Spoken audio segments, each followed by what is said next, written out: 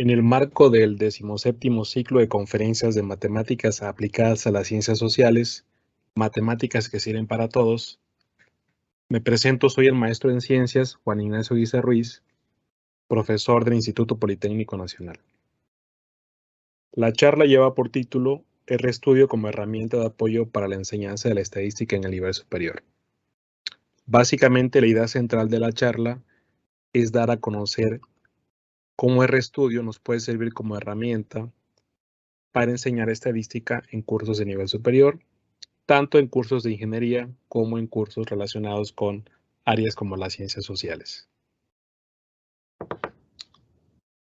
¿Qué es el pensamiento estocástico? Bueno, este se va a entender como la capacidad de una persona, un estudiante, para poder comprender y modelar experimentos de naturaleza aleatoria o estocástica. En ese sentido, haremos distinción entre experimento estocástico y experimento determinístico. En un experimento determinístico, dadas las condiciones iniciales del experimento, podemos saber de antemano lo que va a ocurrir. El ejemplo más común es, por ejemplo, cuando una persona patea una pelota. Si nosotros conocemos la velocidad de salida del proyectil y el ángulo, nosotros podemos conocer la posición de la partícula en cualquier instante de tiempo. En contraposición a esto, un experimento de tipo estocástico es aquel en el cual, una vez fijadas las condiciones iniciales del experimento, no podemos saber de antemano qué resultado vamos a obtener. Y pues hay muchos ejemplos al respecto. El más común podría ser el lanzamiento de una moneda. Podría ser, por ejemplo, la repartición de una serie de naipes. Podría ser, por ejemplo, cuestiones que tengan que ver con juegos de azar, lotería, etc. Bueno, ¿cuál es la importancia del desarrollo del pensamiento estocástico? Bueno, el pensamiento estocástico nos va a permitir comprender fenómenos donde tenga especial relevancia el azar, en específico, experimentos de tipo estocástico. Esto van a contribuir de manera significativa al desarrollo del pensamiento estadístico, el cual nos va a permitir tomar decisiones en condiciones de incertidumbre mediante el tratamiento de información, el tratamiento de datos. Y a su vez, esto forma parte de una gama más amplia llamada razonamiento científico, el cual nos va a permitir explicar fenómenos del acontecer diario, tomando como base o como referencia toda una metodología llamada método científico.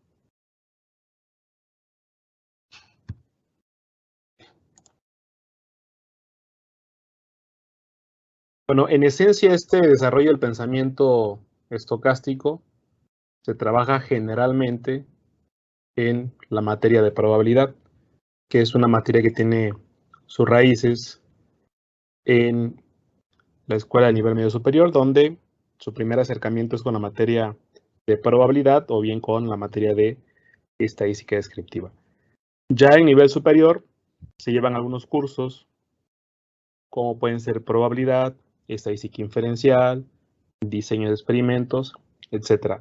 Y bueno, en posgrado pueden llevar cursos más avanzados como procesos estocásticos, estadística no paramétrica, regresión, pronósticos, etc.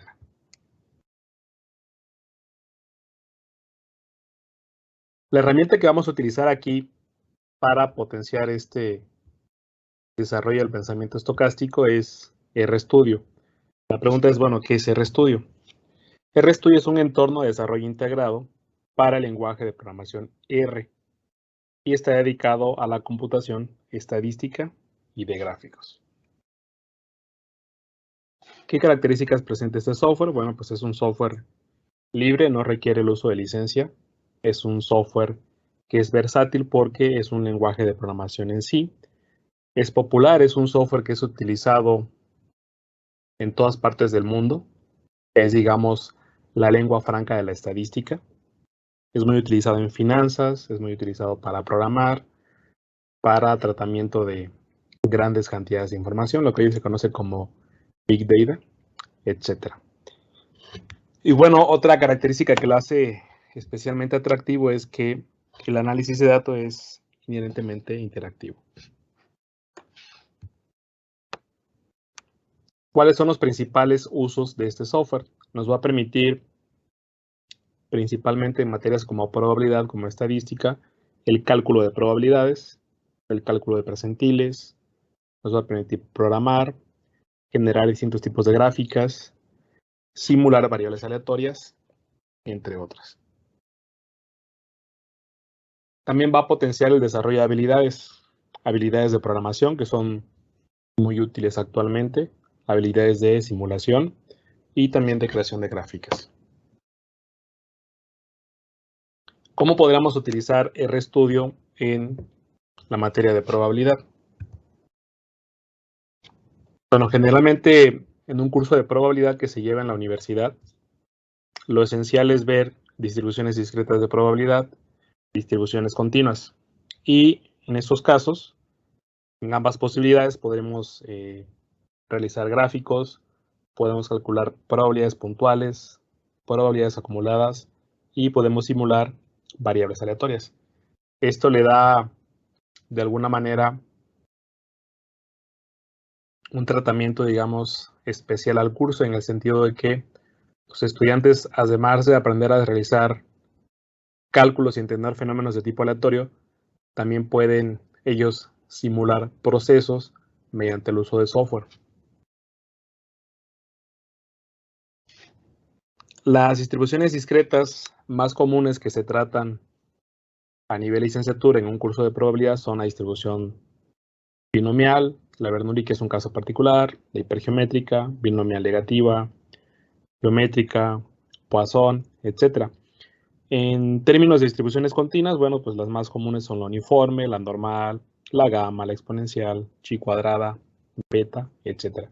Algunas tareas que podemos realizar esencialmente con el software, dado una distribución de probabilidades específica, es, por ejemplo, evaluar la función de masa de probabilidad o bien la función de densidad de probabilidad. Evaluar la función de la distribución acumulativa, es decir, calcular probabilidades acumuladas. Podemos calcular percentiles, que usualmente lo hacemos con tablas que vienen al final del libro. Y también podemos generar números aleatorios con cierta distribución de manera muy sencilla. Esto es de especial atención, de especial uso, por ejemplo, en estadística, donde nosotros podríamos realizar prácticas y simular el proceso de muestreo. Eso nos podría llevar a entender, por ejemplo, temas complicados como el teorema central del límite.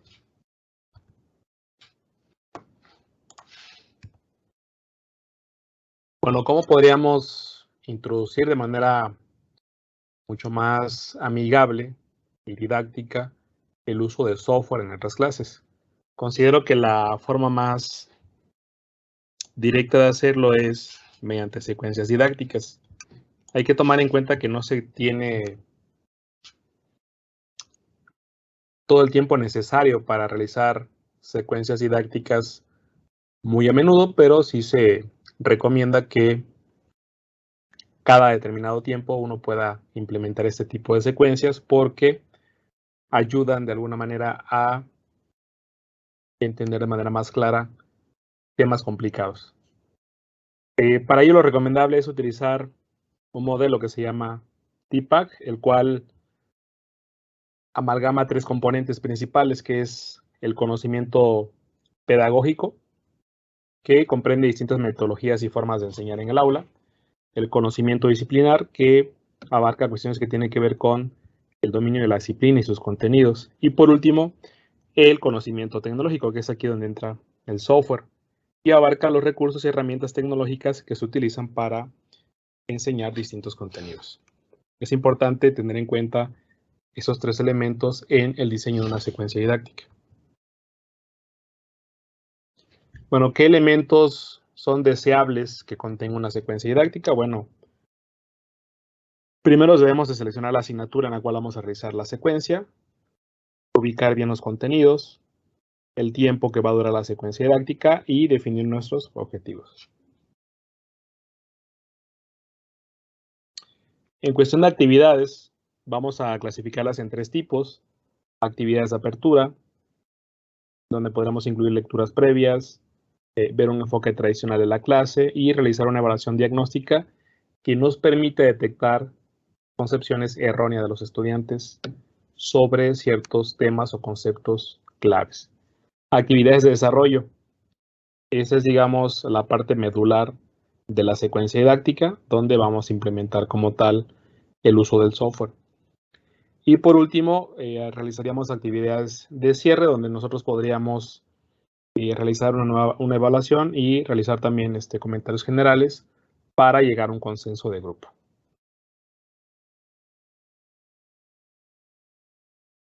En cuestión de la puesta en marcha de la secuencia didáctica, podríamos llevarla a cabo en 3 sesiones. Una sesión 0, que básicamente abarca todo el diseño de la secuencia didáctica. Esa como tal no es una sesión. En la primera sesión estaríamos trabajando con las actividades de apertura, en una segunda sesión con actividades de desarrollo y en la tercera sesión con actividades de cierre. En cuanto a las directrices de la secuencia didáctica,